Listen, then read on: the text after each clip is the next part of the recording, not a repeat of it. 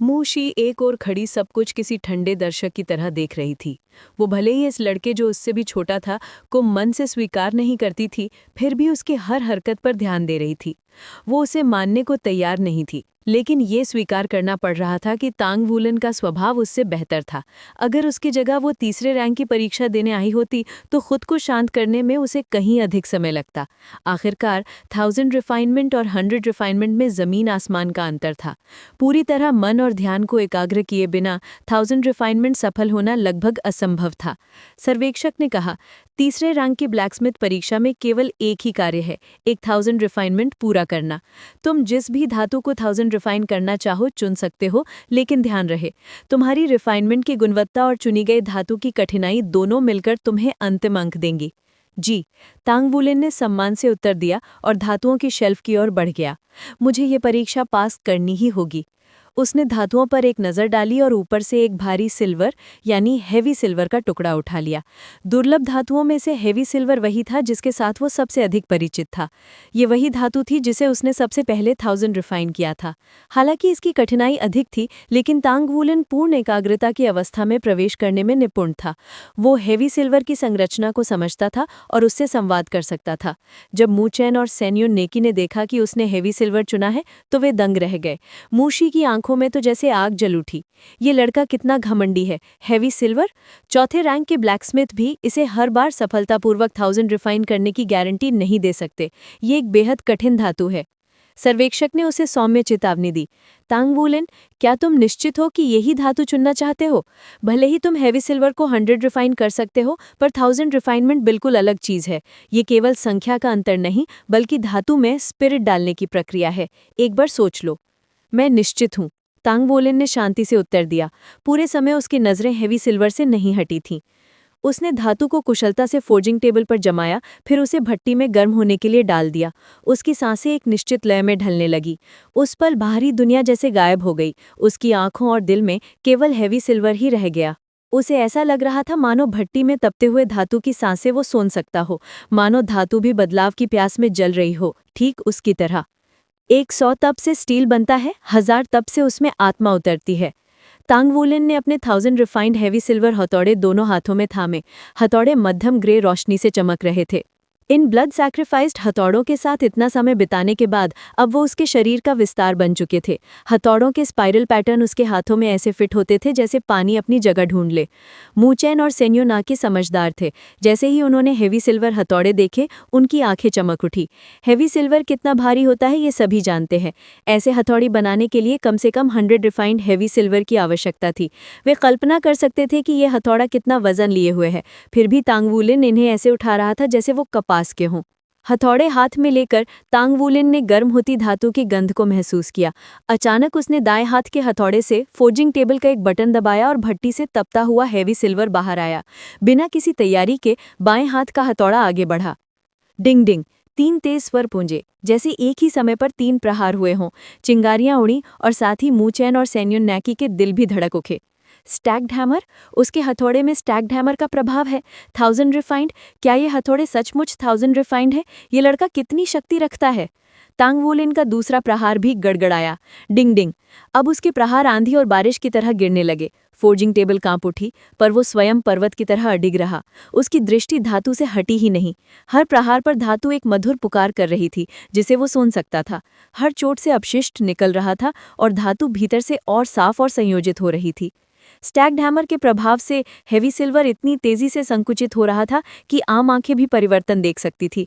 ये हथौड़े अत्यंत भारी थे और स्टैक्ड हैमर की शक्ति मिलाकर हर प्रहार उसके 1000 रिफाइंड टंगस्टन हथौड़ों के 10 प्रहारों के बराबर था। परीक्षा में सफलता सुनिश्चित करने के लिए उसने सब कुछ सोच समझकर ही ये हथौड़े चुने थे। 3 प्रहार के बाद ही मूशी अवाक रह गई, शब्दहीन।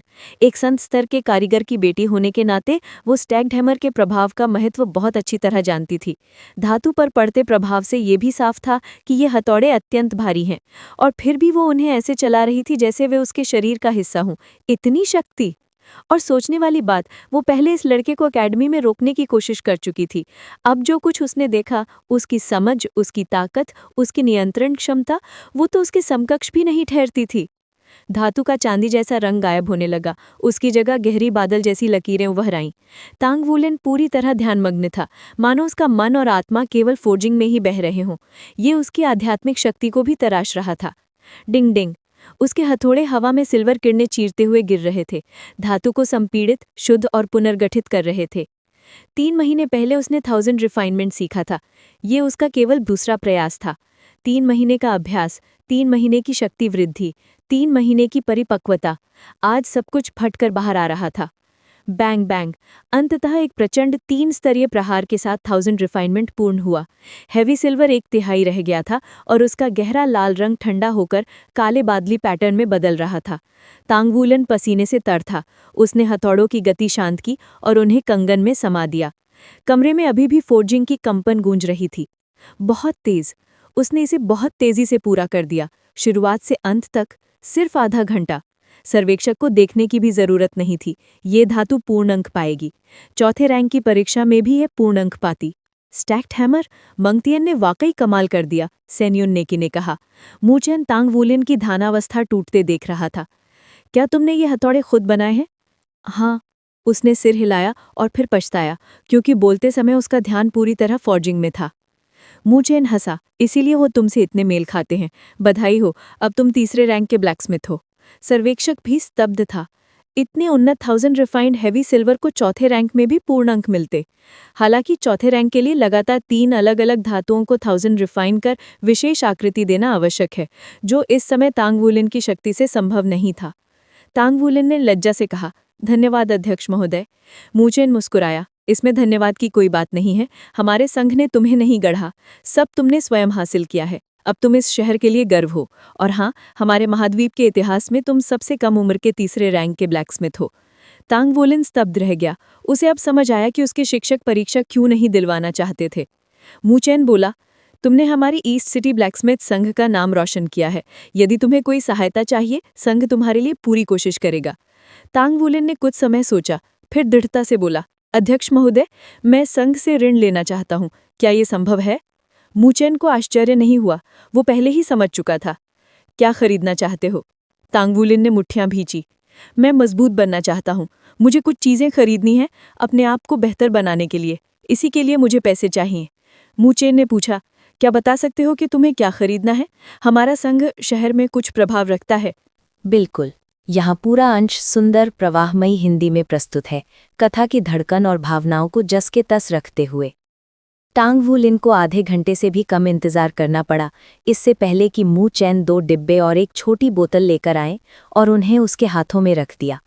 उनकी महत्ता को महसूस करते हुए उसने तीनों वस्तुएं संभाल कर लीं। तांग वूलेन कुछ नहीं बोला, बस मूचेन को गहरी झुककर सलाम किया। उपकार के समय उपहार देना आसान होता है, पर कठिनाई की घड़ी में सहयोग मिलना दुर्लभ सौभाग्य है। उसके लिए ये 3 वस्तुएं मानो ठिठुरती सर्दी में जलती अंगारियां थीं। सेन युए उसे एक ऐसे कार्य को स्वीकार करवाने ले गए जिसे केवल तीसरे दर्जे का लोहार ही पूरा कर सकता था, और फिर स्वयं उसे एसोसिएशन के बाहर तक छोड़ने आए। इसके बाद वे सीधे इमारत की सर्वोच्च मंजिल पर स्थित पूर्वी सागर शहर के लोहार एसोसिएशन के अध्यक्ष मूचेन के कार्यालय की ओर बढ़ गए। उन्हें देखते ही मूचेन मुस्कुराए। मुझे पता था कि तुम मुझसे मिलने जरूर आओगे, सेन युए ने संदेह भरी आवाज में कहा। अध्यक्ष महोदय, हमने वो तीनों चीजें उसे तुरंत दे दी। क्या ये बहुत आसान नहीं हो गया? अगर किसी युवा को चीजें इतनी आसानी से मिलने लगें तो वो उनकी कद्र नहीं करेगा। और फिर क्या एसोसिएशन उसे बहुत ज्यादा विशेष तात्विक दे रही है? ये उसके विकास के लिए अच्छा नहीं होगा। मूचेन हंसे। वो तीनों चीजें वही थीं जिनकी उसे इस समय बेहद जरूरत थी। तुमने ध्यान नहीं दिया, आज वो बहुत चिंतित लग रहा था। उसकी उम्र इतनी कम है कि वो इस तरह का तनाव झूठ-मूठ नहीं दिखा सकता। इसका मतलब ये है कि उसे सचमुच इन वस्तुओं की आवश्यकता थी, पर आर्थिक रूप से उन्हें पाना कठिन था। इसी कारण वो जल्दी-जल्दी तीसरे दर्जे की परीक्षा देने आया, ताकि उच्च स्तरीय कार्य ग्रहण कर सके और अधिक पारिश्रमिक प्राप्त कर सके। मैंने तो बस अपने अधिकार का उपयोग किया और ये 3 वस्तुएं उसे उधार दीं। उसकी प्रतिभा और क्षमता को देखते हुए एसोसिएशन को कोई घाटा नहीं होगा। ये पहला कारण है।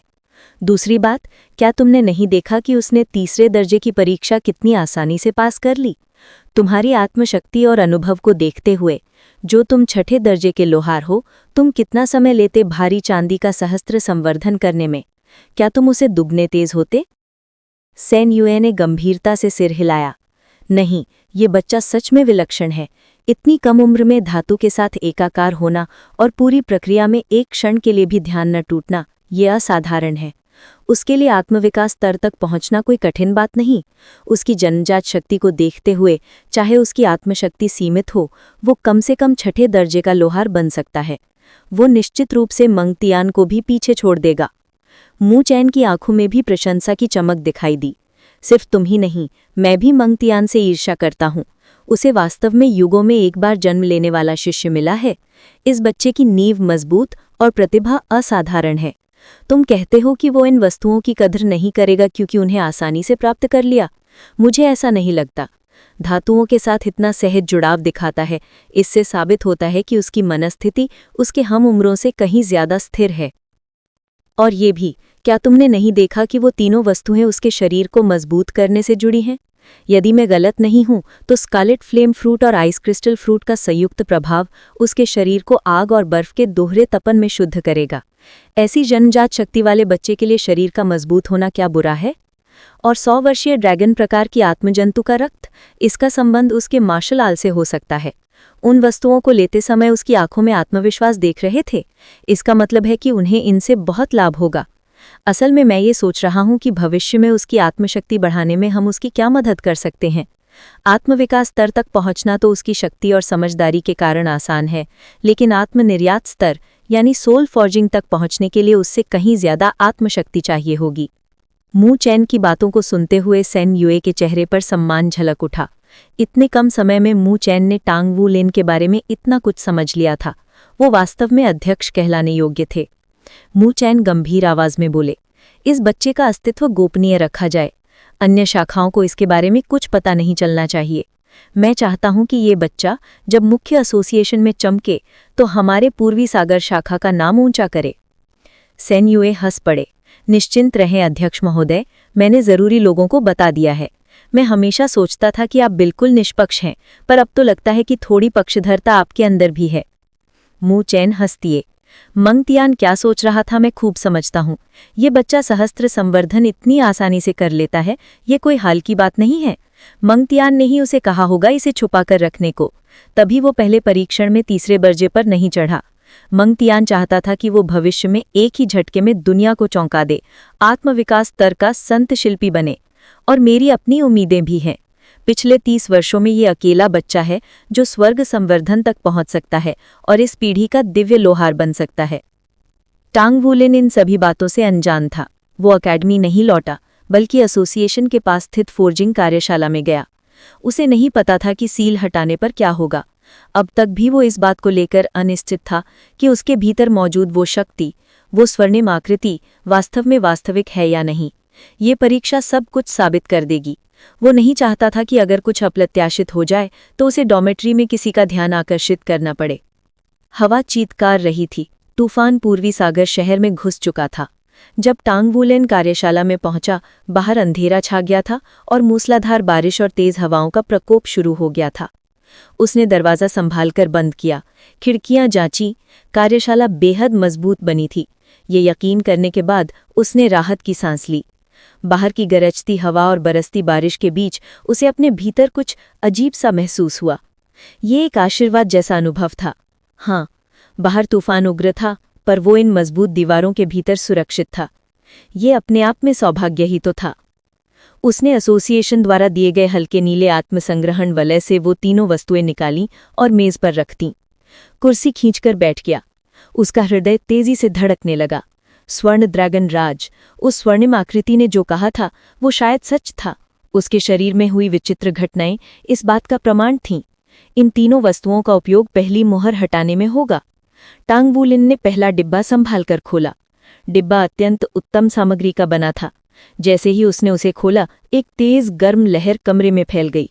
तापमान कई डिग्री बढ़ गया और बारिश में भीगने से जो ठंड उसे लग रही थी वो तुरंत गायब हो गई। डिब्बे में एक गहरा लाल फल था जो नीलामी में देखे फल से एक गोला बड़ा था। उसकी सुनहरी आभा अधिक घनी थी और उससे उठती गर्मी कहीं अधिक प्रखर। देखते ही लगता था मानो वो फल अंगारों से उपजा हो। उसने दूसरा डिब्बा खोला। ढक्कन हटते ही शीतलता की लहर कमरे में फैल गई। तापमान वापस सामान्य स्तर पर उतर आया।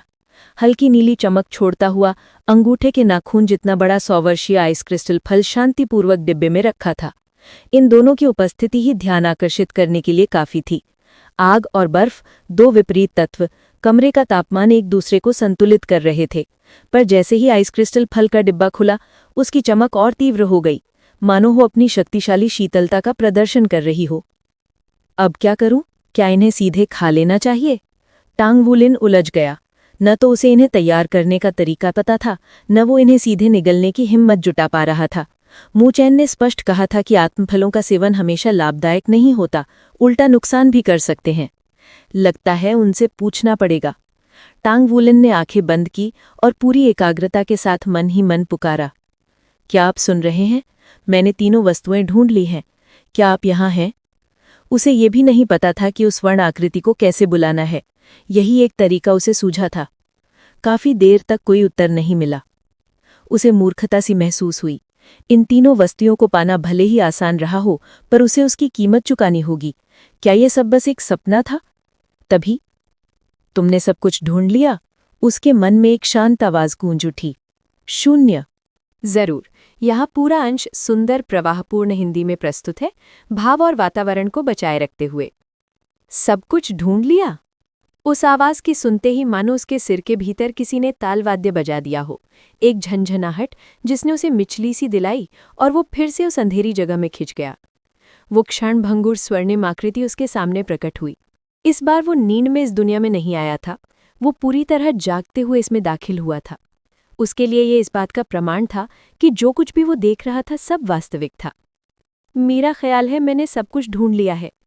टांग वुलिन ने उस स्वर्णिम आकृति की ओर घबराहट से देखा, फिर साहस जुटाकर पूछा, मैं आपको क्या कहकर बुलाऊं?